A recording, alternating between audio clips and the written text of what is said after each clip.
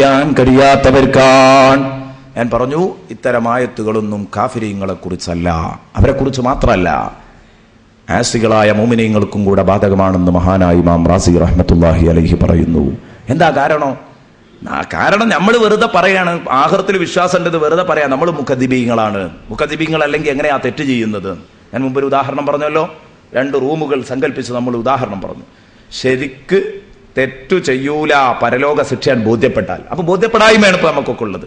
ഉള്ളിന്റെ ഉള്ളിൽ എവിടോ ഒരു സംശയം. അങ്ങനെയൊക്കെ ഉസ്താദ് പറഞ്ഞാലും, അങ്ങനെയൊക്കെ ഇപ്പൊ പള്ളിയിലെ ഖതീബ് പറഞ്ഞാലും, അങ്ങനെയൊക്കെ പറഞ്ഞാലും ശരി, അതൊക്കെ എന്തോ ഒരു ഉള്ളിന്റെ ഉള്ളിൽ അത് ഒരു ഉട്ടോപ്പിയാണോ, ഒരു ഓലപ്പാമ്പാണോ, വെറുതെ നമ്മളെ ഞെട്ടിക്കുകയാണോ എന്നൊക്കെ ഒരു തോന്നൽ വിശ്വാസിക്ക് ഇപ്പോഴും വിട്ടിട്ടില്ല.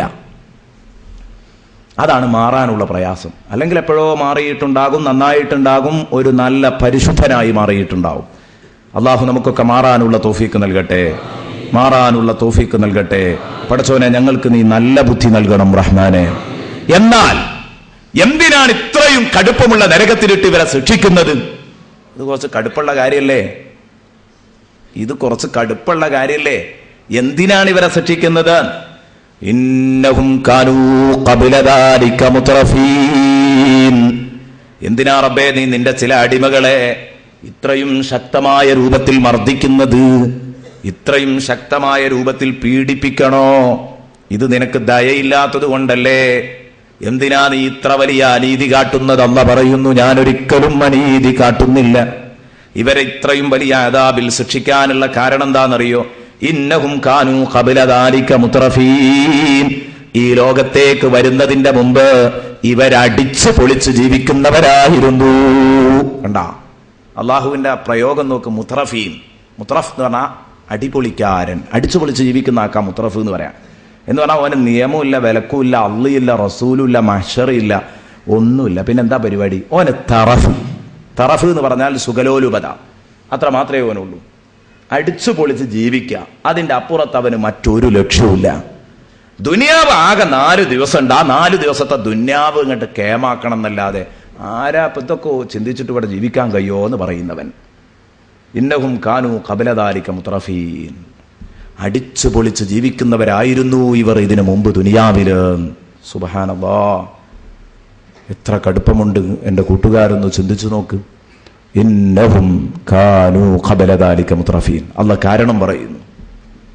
നേരത്തെ പറഞ്ഞതിന് കാരണമായിട്ട് അള്ളാഹു ബോധിപ്പിക്കുകയാണ്. അങ്ങനെയാണ് ഖുർആൻ പലയിടങ്ങളിലും കാരണം ബോധിപ്പിക്കും. വിഷയം അങ്ങോട്ട് പറഞ്ഞിട്ട് പിന്നെ ഇന്നഹും അല്ലെങ്കിൽ ഇന്നദാലിക, ഇന്നഹു എന്നൊക്കെ പറഞ്ഞിട്ട് കാരണം ബോധിപ്പിച്ചുകൊണ്ട് അള്ളാഹു സംസാരിക്കും. ഉസ്താദുമാർക്കൊക്കെ അറിയാം, ഇന്ന എന്ന അറബിയിലെ ആ അക്ഷരം പ്രയോഗിക്കുക കാരണം പറയുന്ന സ്ഥലത്താണ്. തഅലീലിന്റെ മഖാമിലാണ് ഇന്ന വായിക്കുക എന്ന് ഉസ്താദുമാർക്കറിയാവുന്ന കാര്യമാണ്. ഞാനത് പറയുന്നത് സാധാരണക്കാർ ഇങ്ങനെ അള്ളാഹു ശിക്ഷിക്കാനുള്ള കാരണം പറഞ്ഞിട്ട് അള്ളാഹ് പറയുന്നത് ഇന്നഹും കാനൂ ഖബല ദാലിക മുത്രഫീൻ. ഇന്നഹും കാനൂ ഖബല ദാലിക മുത്രഫീൻ. കാരണം അവർ അടിച്ചു പൊളിച്ച് നടക്കുന്നവരായിരുന്നു ഇങ്ങോട്ട് വരുന്നതിന്റെ മുമ്പ് ദുനിയാവില്. അതുകൊണ്ട് തന്നെ അടിച്ചു പൊളിച്ച് നടക്കുന്ന ഇവരെ നിർബന്ധമായും പിടികൂടണം, ശിക്ഷിച്ചുകൊള്ളണം. അവർക്ക് പറ്റിയ ശിക്ഷയാ ഞാൻ കൊടുത്തത്. ജസാഅം വിഫാഖ. സൂറത്തുൻ നബയിലായിരിക്കും, അമ്മ യതസാഅലൂൻ എന്ന അധ്യായത്തിലാണെന്ന എൻ്റെ ഓർമ്മ. ജസാഅം വിഫാഖ, ഫിറ്റായ പ്രതിഫലം. നിങ്ങൾ യോജിച്ച പ്രതിഫലം, ഓല് ചെയ്തതിനനുസരിച്ചുള്ള പ്രതിഫലമാണ്. ഓല അക്കോലത്തിൽ ആ ദുനിയാവുന്ന എൻ്റെ മുഖത്ത് ചവിട്ടിയത്. ഞാൻ പറയുന്നതിനെ മുഴുവനും അവർ അവഗണിച്ചു. അപ്പൊ അവർക്ക് പറ്റിയ പ്രതിഫലമായി കൊടുത്തത് ജസാഅം വിഫാഖ. ഇന്നഹും കാനൂ ഖബല ദാലിക മുത്രഫീൻ. ഇവർ സുഖലോലുപതയിൽ, തറഫ് നല്ല മിനുസം, സുഖലോലുപത, അടിച്ചു പൊളിച്ച് ജീവിക്കുക, അതായിരുന്നു ഇവരുടെ ഏർപ്പാട്. നാളെ പരലോകമുണ്ട് എന്നുള്ള ചിന്തല്ലായിരുന്നു. 5 മിനിറ്റ് പോലും സുഖിച്ചു കാലാകാലം കഷ്ടപ്പാട് ഏറ്റെടുത്തു. അതാണ് അവരുടെ ചുറ്റുപാട്. ഇന്നഹും കാനൂ ഖബല ദാലിക മുത്രഫീൻ. ഇവിടെ ഒരു കാര്യവും കൂടെ പറയാനുണ്ട്. ശിക്ഷിക്കുമ്പോ കാരണം പറയുന്നു, പലപ്പോഴും പ്രതിഫലം തരുമ്പോ കാരണം വ്യക്തമാക്കുന്നുമില്ല. അതെന്തുകൊണ്ട്? ഖുർആനിൽ എപ്പോഴും കാണുന്ന ഒരു സ്വഭാവമാണത്. പ്രതിഫലം പറയുമ്പോൾ സ്വർഗത്തിലേക്കാക്കുന്നു എന്ന് പറയുമ്പോൾ ഇന്നതുകൊണ്ട് സ്വർഗത്തിൽ കടന്നു എന്ന് ചിലപ്പോൾ പറയില്ല, ചിലപ്പോഴൊക്കെ പറയും. പറയാൻ നിർബന്ധമല്ല.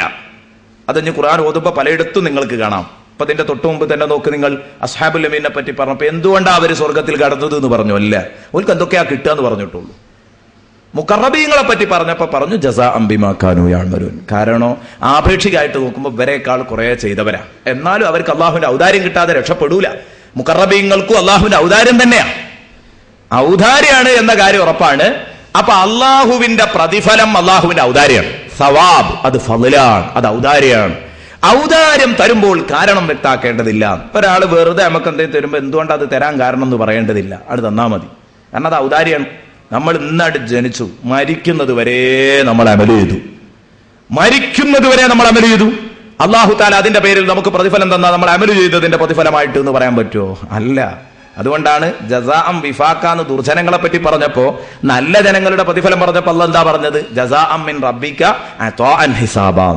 നിന്റെ റബ്ബ് നിനക്ക് പ്രതിഫലമായി തന്നതാണ്, പക്ഷേ അത് കേവലം പ്രതിഫലമല്ല, അതാഅൻ ഹിസാബ, റബ്ബിന്റെ ഭാഗത്തു നിന്ന് മതിയായ ദാനമാണത്. കണ്ടോ, അതാ ദാനം എന്നാണ് പ്രതിഫലത്തെ കുറിച്ച് പ്രയോഗിച്ചത്. പ്രതിഫലം എപ്പോഴും ഔദാര്യമാണ്. അതേ സമയത്ത് ശിക്ഷയോ, ശിക്ഷ അത് അദിലാണ്, നീതിയാണ്. ചെയ്തതിന് മാത്രമേ കൊടുക്കുള്ളൂ. പ്രതിഫലം ഔദാര്യാണെന്ന് പറയാൻ കാരണം ഒരു നന്മ ചെയ്താൽ എത്രയാ കൂലി? 10 കൂലി. അപ്പൊ ഔദാര്യല്ലേ? ഒന്നിന് 1 തന്നാൽ മതിയല്ലോ. ഒന്നിന് 10 തന്നാൽ അത് ഔദാര്യാണ്. മൻ ജാഅ ബിൽ ഹസനതി ഫലഹു അശ്റു അംസാലിഹാ. ഒരു നന്മ ചെയ്താൽ 10 ഇരട്ടി പ്രതിഫലം. ഒരു നന്മ ചെയ്താൽ 10 ഇരട്ടി പ്രതിഫലം. അതേ സമയത്തോ ഒരു തിന്മ ചെയ്താലോ വജസാഉ സയ്യിഅത്തിൻ സയ്യിഅത്തും മിസ്ലുഹാ. ഒരു തിന്മക്കുള്ള പ്രതിഫലോ അതേ കനത്തിലും വലിപ്പത്തിലുള്ള ഒരു പ്രതിഫലം. അത്ര മാത്രമേ തരൂ, അതിലേറെ കൊടുക്കൂല. ഒരു തിന്മക്കുള്ള പ്രതിഫലം, ഒരു കളവ് പറഞ്ഞാൽ ഒറ്റ കളവ് പറഞ്ഞ ശിക്ഷ, ഒരു സത്യം പറഞ്ഞാലോ ചുരുങ്ങിയത് 10 സത്യം പറഞ്ഞ കൂലി. അപ്പൊ കൂലി ഔദാര്യാണ്. അതിന് കാരണം ബോധിപ്പിക്കേണ്ട, അത് അള്ളാഹു നമുക്ക് വാരിക്കോരി തന്നതാണ്. ഈ വാരിക്കോരി തന്നതിന്റെ കാര്യത്തിൽ എന്തുകൊണ്ട് എനിക്ക് കിട്ടിയെന്ന് ചിന്തിക്കേണ്ടതില്ല. നേരെ മറിച്ച് ശിക്ഷ കിട്ടുമ്പോ അത് നീതിയാണ്. അപ്പൊ അള്ളാഹു ശരിക്കും ബോധ്യപ്പെടുത്തണം, നിങ്ങൾക്ക് നിങ്ങൾ ചെയ്തതിനുള്ള പ്രതിഫലം മാത്രമേ കിട്ടിയിട്ടുള്ളൂ.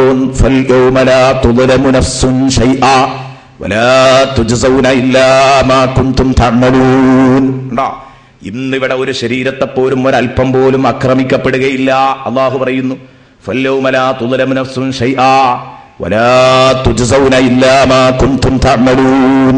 ഇന്ന് നിങ്ങൾ ചെയ്തതിനല്ലാതെ പ്രതിഫലം കിട്ടൂല കേട്ടോ. വലാ തുജ്സൗന ഇല്ലാ മാ കുൻതും തഅമലൂൻ. അത്രേ തരുള്ളൂ. അപ്പൊ അല്ലാഹു തആല ശരിക്ക് കാരണം ബോധിപ്പിക്കുന്നു. പടച്ചോനെ, ഈ ബോധ്യപ്പെടുത്തലിന്റെ ചിത്രങ്ങൾ ഖുർആനിൽ ഒരുപാടുണ്ട്. ഒരു സുഹൃത്തിനെ അള്ളാഹു ശരിക്കാട് ബോധ്യപ്പെടുത്തിയിട്ടേ ശിക്ഷിക്കുള്ളൂ. അതാണ് അള്ളാഹുവിന്റെ കണ്ടീഷൻ.